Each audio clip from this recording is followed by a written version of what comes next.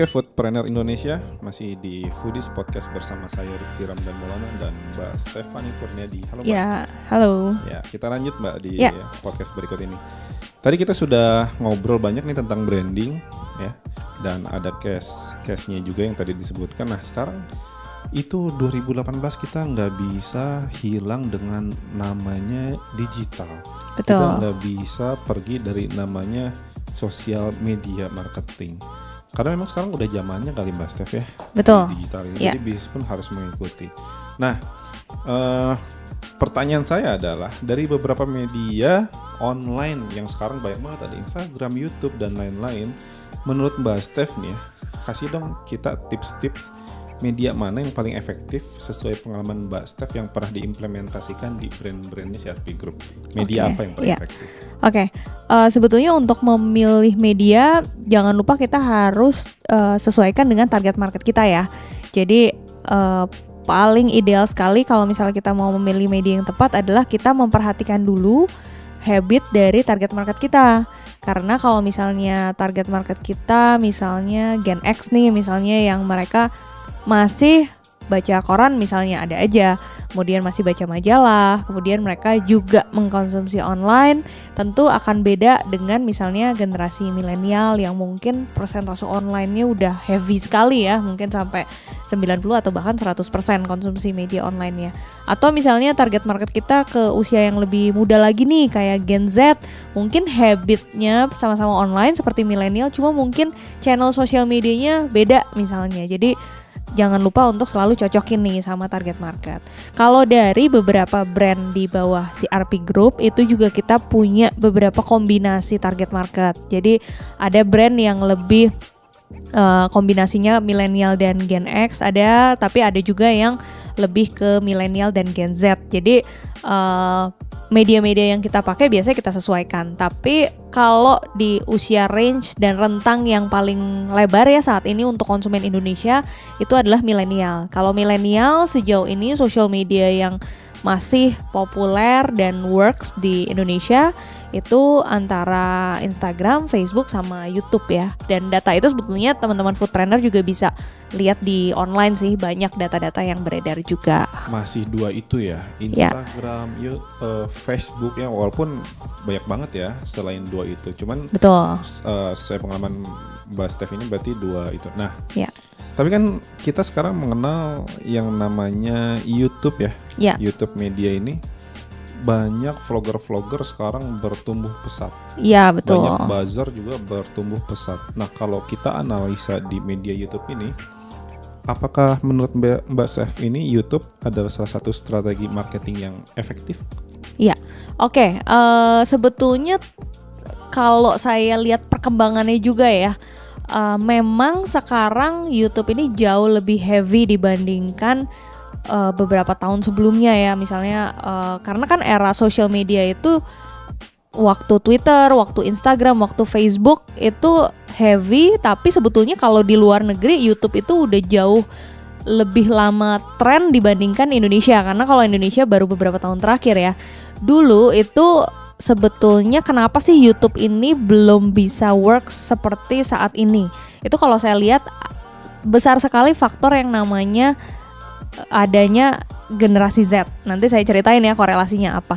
Jadi kita bisa ngelihat perkembangan antara evolusi ya, bahwa dulu itu di online salah satu konten yang jadi konten utama itu adalah texting waktu zamannya blog ya. Jadi waktu zamannya blog, kemudian situs, itu teks itu menjadi konten utama dan yang paling banyak orang konsumsi. Kemudian dari teks ini berevolusi jadi foto karena aplikasi dan sosial media yang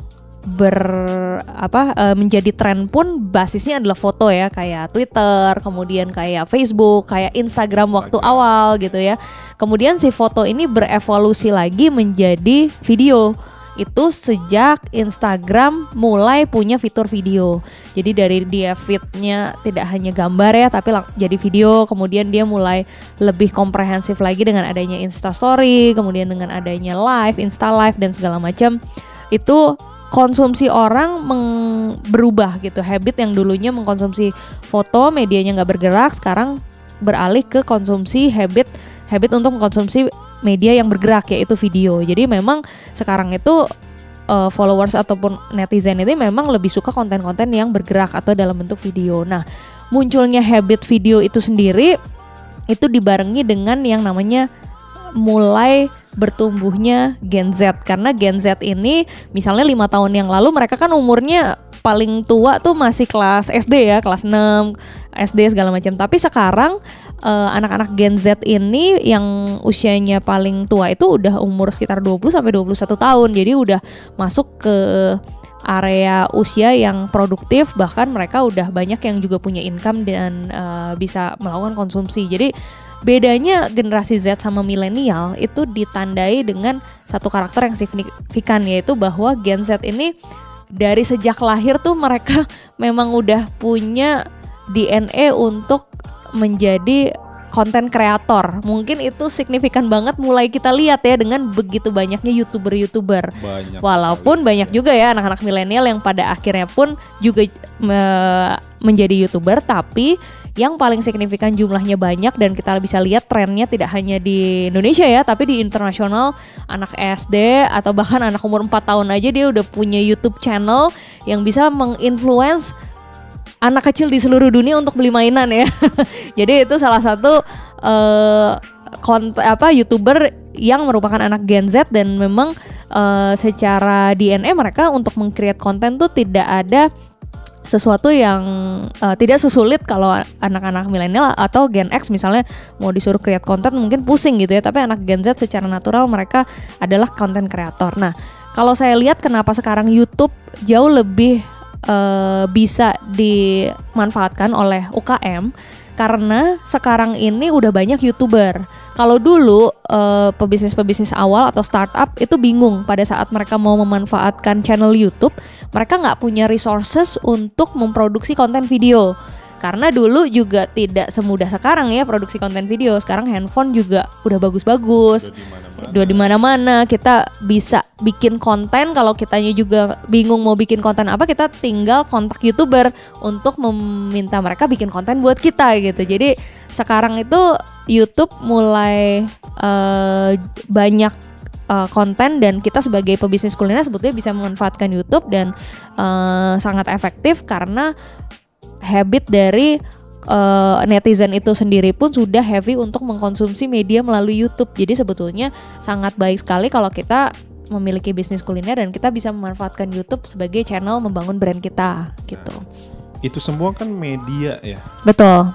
YouTube, Facebook, Instagram itu media. Yang pada intinya kita tuh harus mengikuti tren yang ada ya. Kalau kita mau terus ada eksis gitu ya. Betul. Nah, saya penasaran apa yang dilakukan Warung Abnormal biar brand ini selalu eksis nih, mengikuti tren yang ada. Ya, oke. Mengikuti tren yang ada ini merupakan sesuatu yang penting ya, dan harus di-highlight karena ini bisa jadi jebakan. Karena kalau misalnya kita lengah dalam hal mengikuti tren, itu impact-nya ke bisnis kuliner kita bisa sangat signifikan sekali. Karena tren ini nggak cuma masalah konten ya, misalnya apa sih yang lagi viral atau apa sih yang lagi tren gitu, tapi yang paling fundamental itu lebih ke arah habit tadi yang saya bilang, bahwa kita harus selalu memantau tren supaya kita tahu bahwa apakah habit target market kita ini udah berubah atau belum, dan berubahnya ke arah mana. Karena kita sebagai pebisnis kuliner harus terus mengikuti hal itu gitu.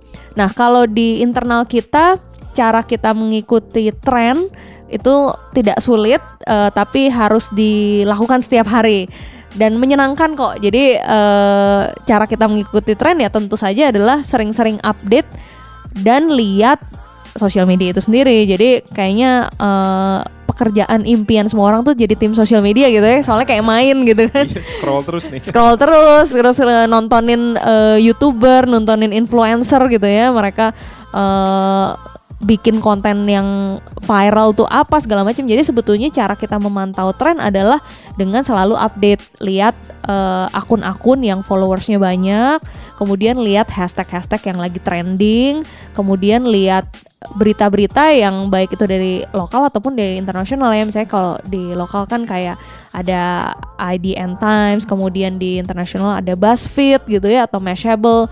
Nah itu media-media yang seperti itu ataupun media yang lebih independen lagi itu adalah media-media yang bisa kita ikutin tiap hari untuk supaya kita bisa tahu tren-tren yang lagi berlangsung di dunia ataupun di Indonesia tuh apa aja sih gitu. Oke, sangat menarik. Buat teman-teman Foodpreneur Indonesia, nanti kita akan bertemu lagi bersama saya dan Mbak Stephanie Kurniadi tetap di Foodies Podcast.